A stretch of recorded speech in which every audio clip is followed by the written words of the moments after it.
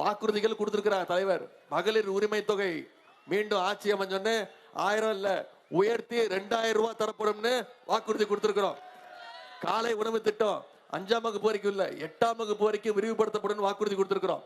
கல்வி உதவித்தொகை 1000 இல்ல 1500 உயர்த்தப்படும் வாக்குறுதி கொடுத்திருக்கிறோம்.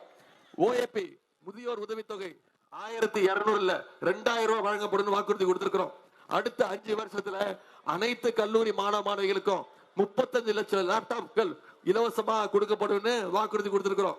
மகளிர் சுய உதவி குழுக்களுக்கு எந்த விதமான பிணையும் இல்லாம கேரண்டி இல்லாம 5 லட்சம் ரூபாய் வரைக்கும் லோன் தரப்படும் வாக்குறுதி கொடுத்திருக்கிறோம். எல்லாத்தை விட முக்கியமான வாக்குறுதி மகளிர் உங்களுக்கு எல்லாம் ஏற்கனவே தெரிஞ்சிருக்கும். ஆட்சி அமைஞ்ச உடனே முதலமைச்சர் அவர்கள் அனைத்து மகளிருக்கும் 8000 ரூபாய் மதிப்புள்ள கூப்பன் கொடுத்துருவோம்.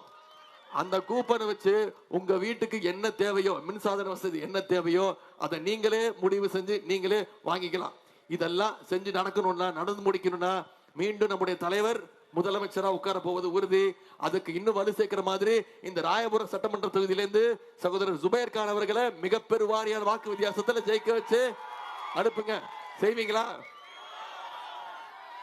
ஜுபைர் கானை எழுத்து நிக்கிறது யாருன்னு உங்களுக்கு நான் சொல்ல தேவையில்லை.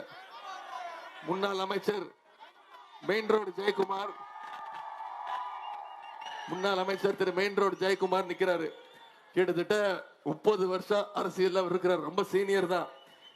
சட்டமன்ற உறுப்பினர், அமைச்சர், சபாநாயகர்னு அவர் வகிக்காத பதவியே கிடையாது. இவ்வளவு பொறுப்புல இருந்திருக்கிறாரு. இந்த பகுதிக்குன்னு ஏதாவது திட்டங்களை ஏதாவது நல்லது செஞ்சிருக்கிறாரா? மீனவ மக்கள் சிறுபான்மையின மக்கள் நிறைந்த இந்த தொகுதிக்கு எந்த திட்டத்தையும் அவர் பொறுப்புல இருக்கும் போது கொண்டு வரல. எல்லா திட்டங்களும் நம்முடைய திராவிட மாடல் 2.0 ஆட்சியில நாம கொண்டு வருவோம். இன்னும் அதிகமான திட்டங்கள் கொண்டு வருவோம். நம்ம முதலமைச்சர் தான் இந்த பகுதிக்கான அனைத்து திட்டங்களும் கொடுத்திருக்கிறார். இன்னைக்கு காசிமேடு துறைமுகத்தை 100 கோடி ரூபாய் மதிப்பீட்டுல நம்முடைய அரசு மேம்படுத்தப்பட்டிருக்கு. இப்படி ஏராளமான பணிகளை செஞ்சு அந்த உரிமையோடு மீண்டும் வாக்கு கேட்டு வரோம்.